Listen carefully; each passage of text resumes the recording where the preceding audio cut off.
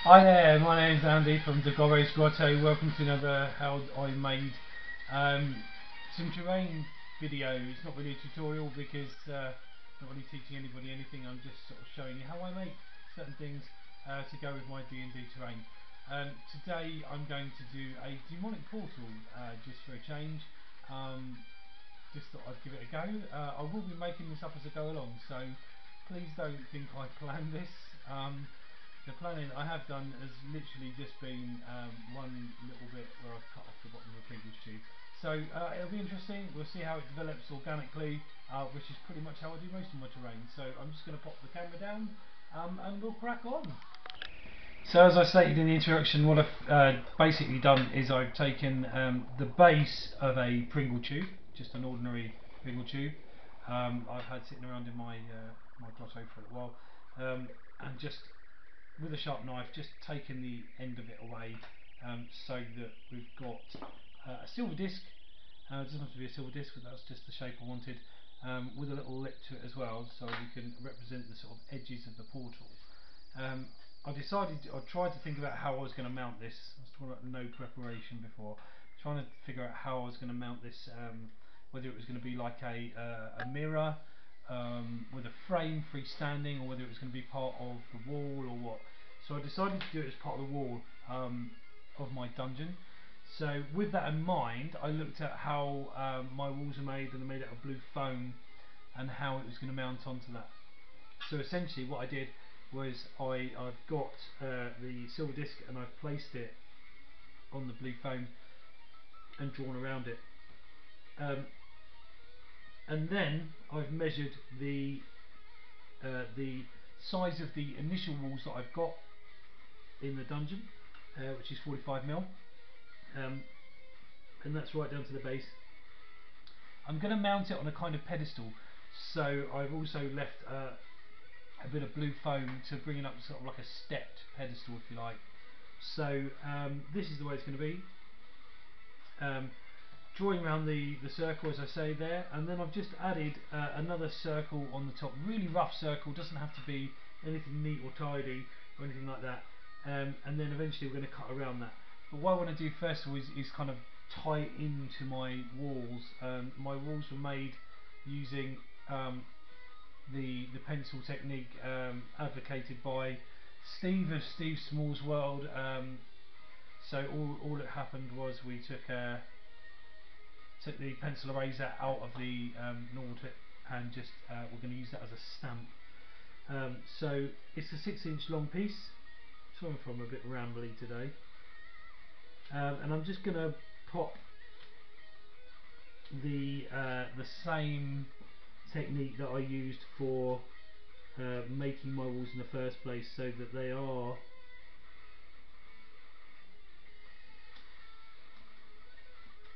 kind of consistent. And actually, looking at already, this improvisation, we'll cut that to size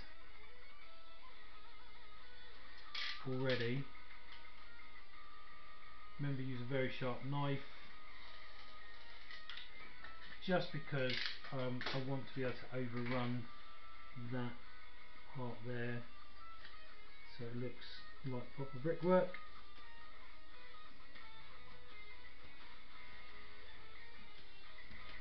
And I'm going to leave about a centimetre at the bottom, because this is a centimetre thick, and I'm going to use that as part of the pedestal. So I'm going to leave that centimetre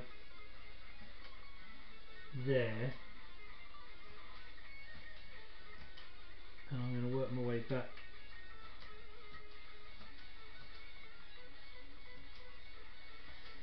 around. Try and be, unlike most of my projects, I'm going to try and be a little neat, because I want that edge of the portal to be fairly consistent, and I want to stick some detail on there as well. So that's the wall part of it. Now you can do whatever you like, whether you want to do it wizard's rooms or or whatever you want to do around the edges, or you can just do it as a rough portal.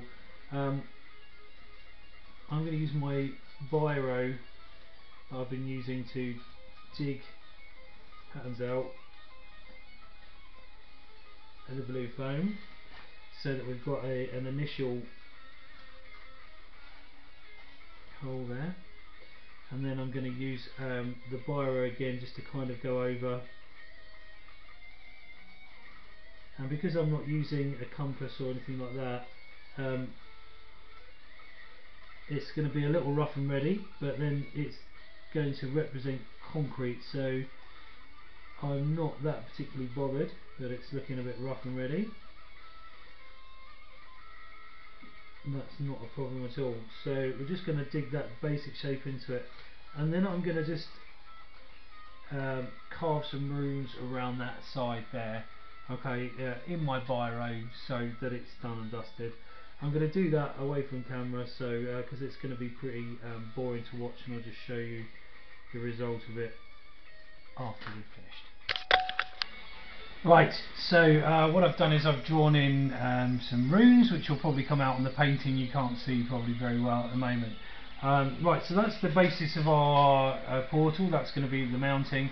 On the back I've just done a plain brick wall, which is a bit odd, but that's just going to be the outside of the chamber, so it doesn't really matter that it looks like that.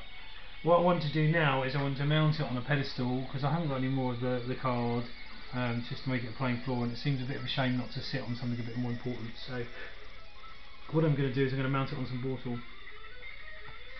Obviously I don't think that sort of size as a pedestal is appropriate, so what I need to do is I'm still thinking about the size of the pattern that I've got going on with the tiles. So all of my tiles are 1 inch square, so what I need to do is I need to just come out a couple of inches or so, and then go from there really. So I'm going to come out 1 inch, 2 inches, maybe even 3 inches, which is to there, and then again there, and there. So the first inch is going to be part of the pedestal, as it were, so it's all got to fit onto the tile, and then the second inch is there. I'm going to use my biro to make these, and then I've got to decide how far out I want the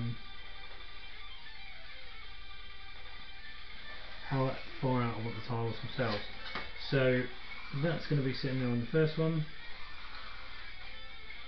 I think what I'll do is I'll just bring it out to 3 inches, so it doesn't take up too much floor space.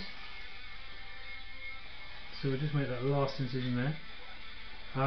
This is a 6 inch wide piece, so I'm just going to do that square as well, and square off the first bit. Again.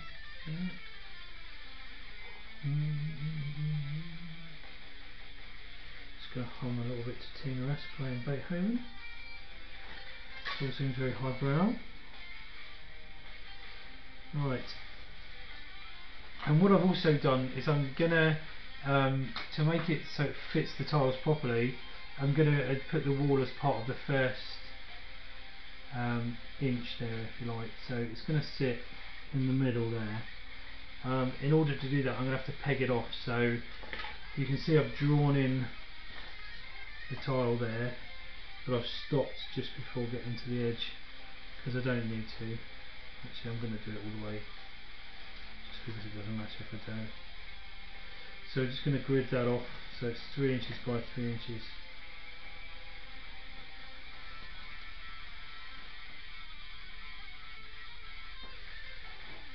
And 3 inches by 6 inches, so it's there. And just thinking about how my walls sit, and they don't sit flush, they sit in the middle of the inch square, so I'm just going to bring that a little bit forward to about the middle of the so it aligns with the rest of the walls. So in that one there I need to kind of go through a 1/2 inch, draw a line so I know where that's going to sit. There. So it's going to sit right in the middle there, the wall, so that it is going to fit and align with the rest of them. Obviously at the moment that's a little bit too high, so I'm going to dig some pegs into it, and then I'm going to just make this slightly different as well. So with the pegs I've got to decide where they're going to be, and probably the easiest thing to do is have the pegs at the end, so I'm going to make them about 1/2 inch in.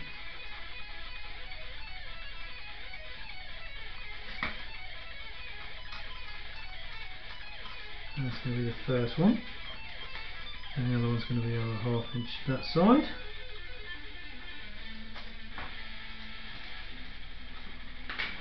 And then what I need really to do is to cut the bottom of the portal. Oh.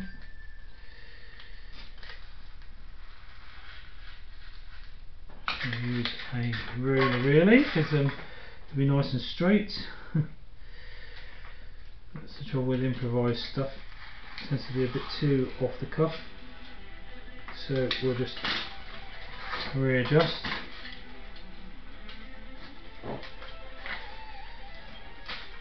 There we go, and then that will just sit over there once I've cut the other pegs into the bottom here. So bearing in mind it's a centimetre, sorry for the rambling people. Those of you who are new to watching me work, it's probably a little bit too rambly for you. I'd beg don't turn it off just yet, wait till you see what we produce, because despite my rambling, generally it doesn't turn out too bad. So we're going to come in 1 inch there,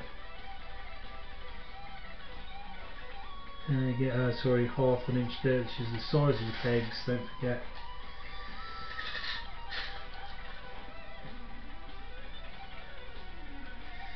And again on this side, and that's going to fit those. So we're going to just have a little carve out. He hopes. This is probably where the engineers out there are wincing at what I do. It's not very precise, which is probably driving, like I say, the engineers mad. How can he do stuff like this? I do apologise, I'm not an engineer. I'm just a beat up old paramedic, or paramedic student at the moment. Soon to be paramedic, I hope. And hopefully I'm just going to trim that until it fits really. Again, no real worries. It will fit eventually. There it goes. This one just needs to be a bit more.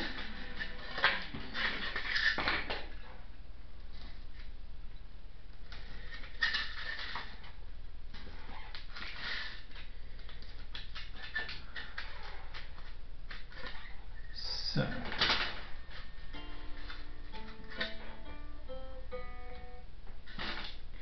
let's just get those so that fits over there, which it will in a second. Nearly done. Like I say, the engineers will be wincing as that why I'm doing it like that, but there you go, it fits. Eventually it fits with only a very minor seam. So that's the way that the portal is going to be. So we'll just take that back out again.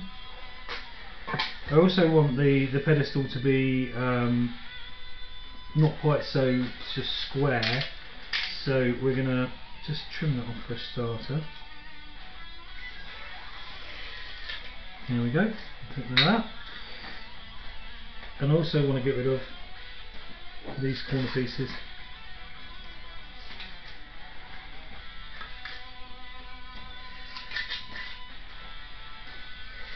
it just breaks up the outline a little bit as well. But what I also want to do is dig some steps in, so it just looks a little bit more interesting in that regard as well. So it's going to be very rough. Again, like I say, I'm not that worried about it looking a bit rough either, because I don't want it to be too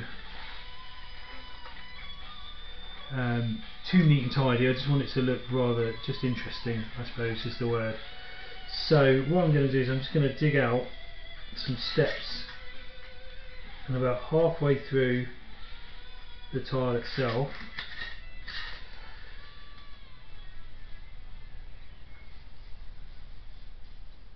and I'm being very careful not to go to the bottom of the tile, and then I'm just going to go halfway. This is very, you're probably thinking, my goodness, what is he doing? Just looking about halfway. Sorry, I'm not on camera. I'm going to carve some steps,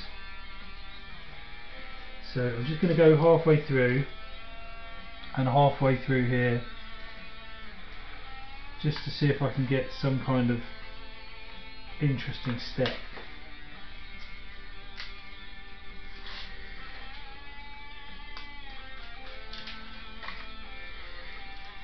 Which I'm going to. There we go, it's starting to come. And then I do this bit in little bits, otherwise.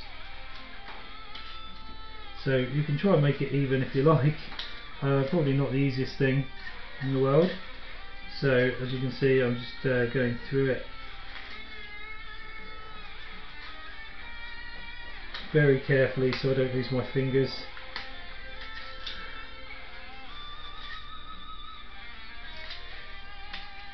Let's make sure that's still recording. Yeah. Just bear with me. So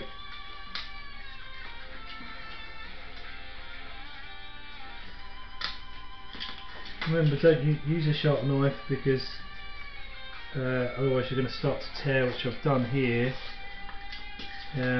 which is a pity, but all is not lost.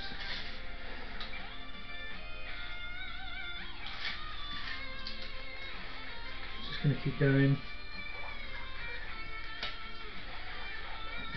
Just makes them look a little bit chipped, that's all. But if you want to be uber neat and uber tidy, then use a sharp knife at all times, and plus sharp knives are less dangerous because you don't use as much force to get them. So you can probably just about see that I've carved a step out of the first bit, so it looks like they're actually stepping up onto a platform. It doesn't have to be too neat and tidy. Again, like I say, you can always sand that off later, so it looks, I'm going to save all those little bits because it looks like brickwork. And there you go, that's the pedestal, and that's the top part. I'm going to use carpenter's cork to join the two together later on, but first of all I want to make sure that the portal looks like a portal, so I'm going to add that to there. We'll get ready, we'll do that bit in a minute, when we go on about how we're going to cover the front of the portal. So what I'm going to do now is I'm just going to do some of the decoration, or some of the demon, in fact, if you like, from the portal. So what I thought I'd do is to continue sort of my Cthulhu type stuff, although Cthulhu could be a demon in almost any circumstance, not just the Lovecraft stuff. I thought I'd be a bit tentacly, so the tentacles would be crawling out of the portal. So to that end, I've employed some milliput. Milliput, for those of you who don't know, is a two-part epoxy putty. And you just rub them together and it sort of dries off naturally and becomes quite hard. So I'm going to use this to sculpt some tentacles. I've already sculpted some. This is going to be the last one. So I've just taken a lump of it and I'm just going to roll it into a bit of a sausage on some grease-proof paper. This particular one's not going to be that long, so just a normal little shape like that. Sorry for not zooming in. And then I'm just going to press it onto the table so it's got a flat side, and the rest of the side is kind of rounded. It's probably not easy to see, but the flat side, I want one flat side, and the other side to be kind of rounded or almost peaked, and then a straight end that's going to kind of come out of the portal, so that's going to be straight as well. So it's a kind of that kind of shape. Okay, so it's got a flat end, which I'm just trying to work out where it is, so I'll just do that again. I want to make it flat and then just round off the top. So it looks a bit like a tentacle, and then I'm just going to get a little bit more of the putty and break it off into tiny little round balls, flatten them and add them to the flat side of my tentacle to make the sucker cups. As we all know, each squid or octopus has got those rings, haven't they, that they use to grip, and my Cthulhu type demon won't be any different, because I want him to be holding on to adventurers and trying to drag them to their doom, as it were. So I'm just going to add those flattened discs, those little tentacle cups, or sucker cups, or whatever you want to call them, to the flat side of our tentacle. And just go those on the camera if they can see those. Yeah. And then I'm just going to get a little sculpting tool from a cocktail stick and press some detail into the sucker. So it actually looks like they've got some sucker cups. And then, oh, just be careful the cat doesn't come in. So that's my tentacle. I've made, like I say, 3 of them, one slightly larger, and I've already bent it to a shape, and another sort of a medium size tentacle as well. So I'm going to wait for those to dry so that they're rock hard.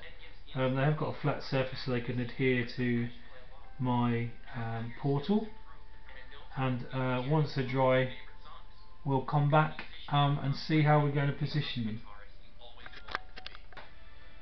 So what also we're going to do while we're waiting for the tentacles to dry is I'm just going to do some ripples in the portal. So what I'm going to do is I'm going to take my template here, and I'm going to use some carpenter's cork just to give me some surface to work with, and I'm just going to use it to draw some rings, some really rough rings on the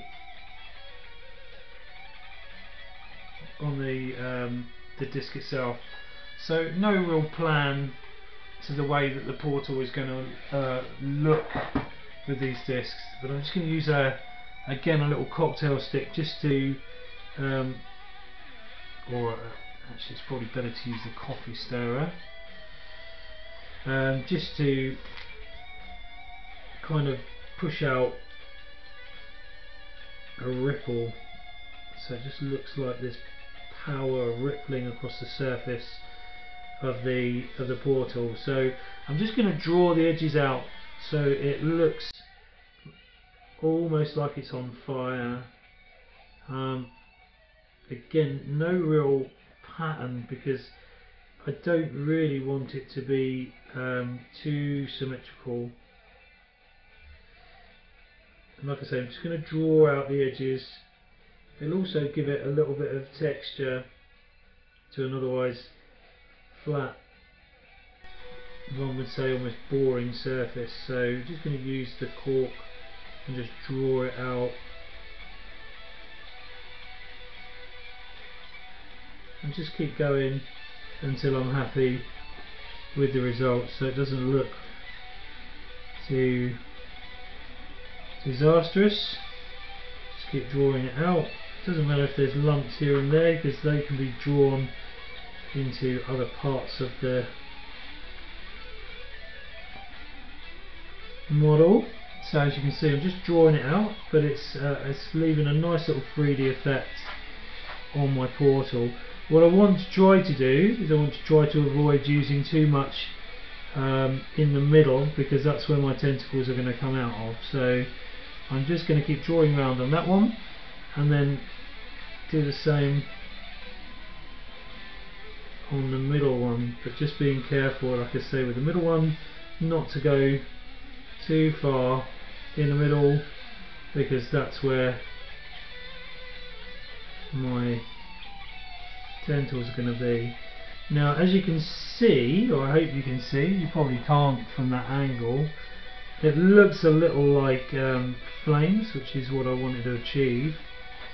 I'm just going to draw those into the middle a bit more, and then we're just going to wait until the milliput tentacles are dry, so that we can attach those and then do the rest of the corking around it so that it fits a bit more. But I just wanted to use that time just to get, you probably can't see it from there, not the best camera work as always. I know that people have subscribed to this channel, have talked about the camera not being that good, but unfortunately I'm on a budget, so as I'm a student, so it's going to have to remain poor, I'm afraid. Hopefully that won't turn you off, just the techniques will keep you interested. So that's what it looks like at the moment. We'll wait for the tentacles to dry and then we'll add them and see how it looks after that. Right, we're back on the portal, so what I'll try and do is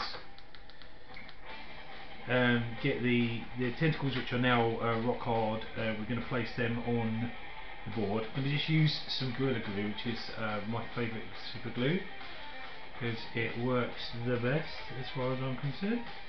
Tried many super glues in my time,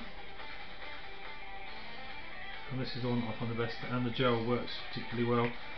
So I'm just going to place these in, not randomly but certainly in the middle, and just place it and hold it for 10 seconds it should be. It's a bit boring, but there you go. Almost straight away it starts to. So yeah, I'm using the super glue gel, which I find is the easiest one, and I'm just going to place them all in the middle, so it looks like whatever demon is trying to force its way out of the veil, across the veil even.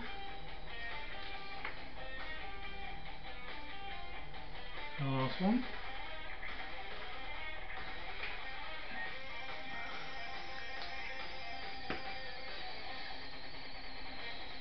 And last little one. So I've got 3. Obviously you can do as many tentacles as you like. I just used up some of the milliput that I had, you know, and I didn't want to make them too thin either, because it's still a workable model, so having lots of thin milliput will just encourage it to snap. So 3 relatively nice thick tentacles will do, and obviously that needs time to cure off. While it's doing that, it should still be now glued enough for me to work around it. I'm going to go back to the carpenter's cork, and I'm going to put a little bit in the middle there, so that I can sculpt around the tentacles with it, and just sort of push it into the gaps so it looks like it's actually coming out of the flames a little bit more, and just get rid of some of that it's sitting on a metal surface look, really, so the tentacles look like they're actually coming out of the flames, fire, demonic hell, whatever you want to call it. So plenty of cork. I'm using the smaller cocktail stick rather than the coffee stirrer, this, so I can get into the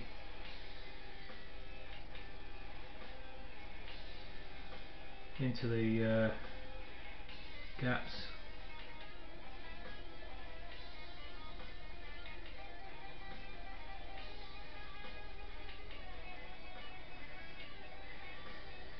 Try not to lose too much detail.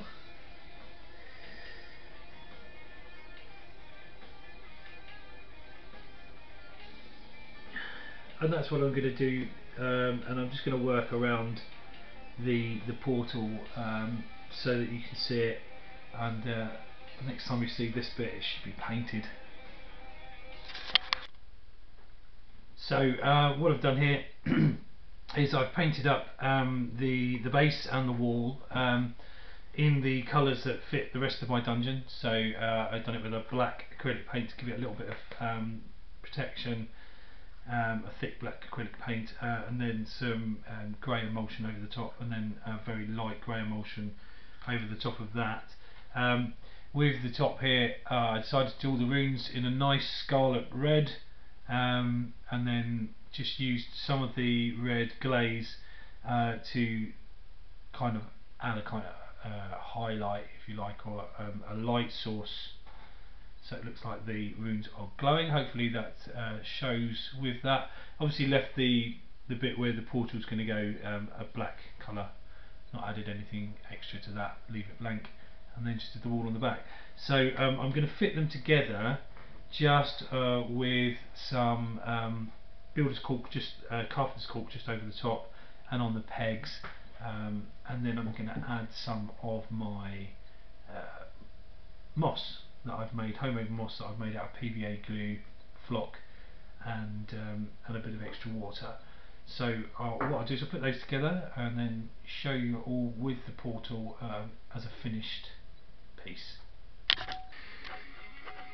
So this is the finished product. As you can see, I've fully assembled it and painted it. The portal has gone onto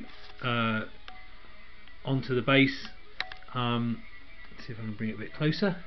I painted it so it looks like the tentacles are coming out of a portal of fire, a hell dimension. I did sort of and ah with going the kind of non-standard, either blue flames or green flames or something else. It looks a bit sort of different, but in the end I went for a standard kind of flame look, and I went with the green and purple look for the tentacle demon that's coming through as well, as a kind of contrast to those colours. As you can see, the red light, single point light source of the runes has come out quite nicely in contrast to it as well, and also the moss on the base has come out really nicely as well.